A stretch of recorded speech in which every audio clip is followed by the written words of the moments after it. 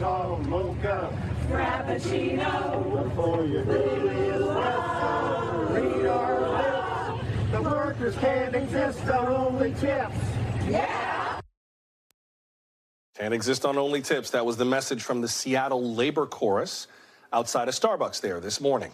Similar scenes played out at more than 100 locations today, though not necessarily all with singing. Some employees called it the Red Cup Rebellion. It's a play on Starbucks Red Cup Day.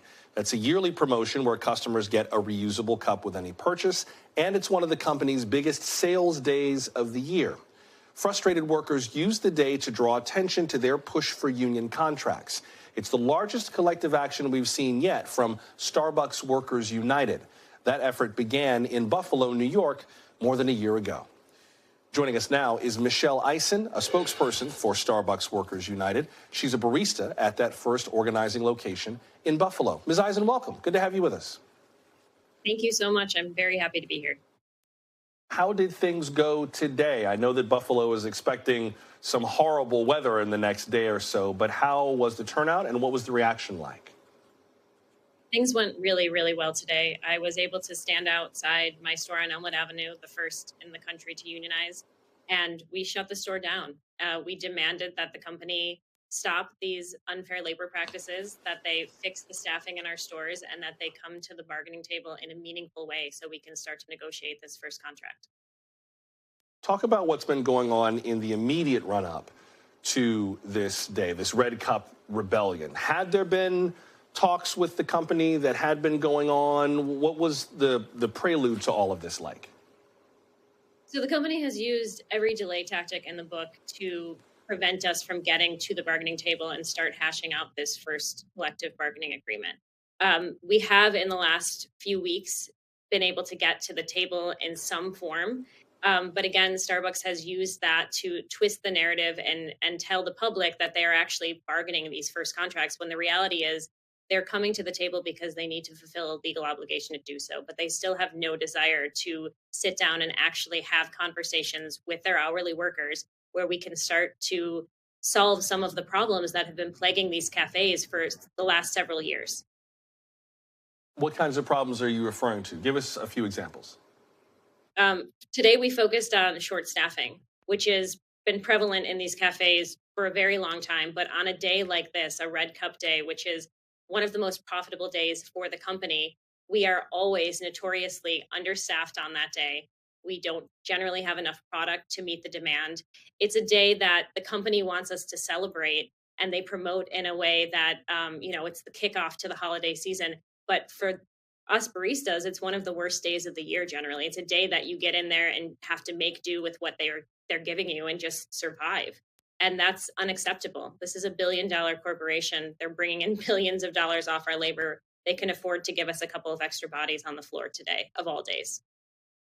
Starbucks put out a statement earlier today. I want to read at least part of what they wrote in the statement. It reads in part, quote, "We're aware that union demonstrations are scheduled at a small number of our more than 9,000 U.S. company-owned stores. In those locations where partners choose to participate, we respect their right to engage in lawful protest activity." It goes on to read, quote, "Counter to what the union has shared, Starbucks has continued to engage Workers United representatives in a good faith effort to move the bargaining process forward. As a result of our efforts, we've shown up to more than 50 bargaining sessions across the country and have another 60 scheduled in the coming weeks," unquote. That is a statement from an executive at Starbucks who deals with labor communications. How would you respond to their statement? I would say, as one of those workers who has been at a unionized location for almost a year now, if this were actually true, we would be well on our way to signing that completed first contract. Instead, what I saw at these 50 sessions that the company is saying that they attended is them coming into a room, sometimes not even long enough to make introductions, and then walking out as soon as they realize that with the room full of people that they're there to negotiate with, there are sometimes a couple of people joining us via a Zoom platform for accessibility issues, and they use that as an excuse to walk out of the room and not let negotiations get any further. So I think that they're twisting that quite a bit. I wonder what your sense is of how far you can get with this. In the interest of full disclosure, I have negotiated union contracts before. I used to be a member of SAG-AFTRA at a previous job. And one of the things I had to learn was about the limits of what we can ask for. We can deal with wages, working conditions, that kind of thing. But there are limits in terms of how much we can control the management of the company. It's a difference between saying we need to be paid well and you need to run the company well. You know, bosses are allowed to be stupid, for lack of a better way to put it. There's only so much you can kind of demand from them. So how optimistic are you in terms of what you can actually get Starbucks to do before they say, hey, you don't get to run the company for us? Well, I think first they've got to allow us to get to the point of making some asks, which we have not gotten to that point yet. But I do think that what I'd like to see is the company recognize that this is the right choice for the workers and for the company, and that nobody knows how to solve these problems in these cafes better than those of us who are on the floors running them every single day. In this case, we were talking about staffing. We have a lot of solutions to these staffing issues, and our voices need to be heard. We decided to unionize so that we would have a voice in our working conditions and in the policies that we have to enact every single day. And now it's their duty to have these conversations with us. So my hope is that we can come together and reach a compromise that the company can be proud of and that the workers can be proud of.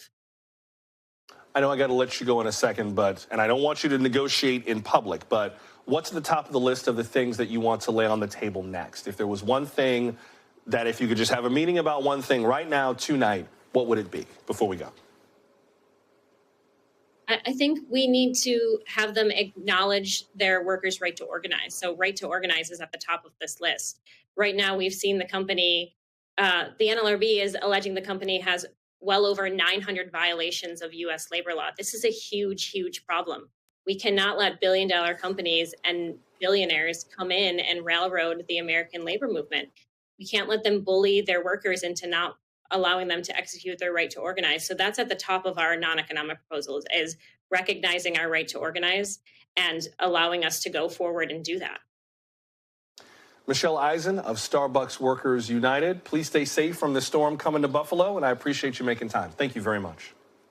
Thank you so much. Thanks for watching our YouTube channel. Follow today's top stories and breaking news by downloading the NBC News app.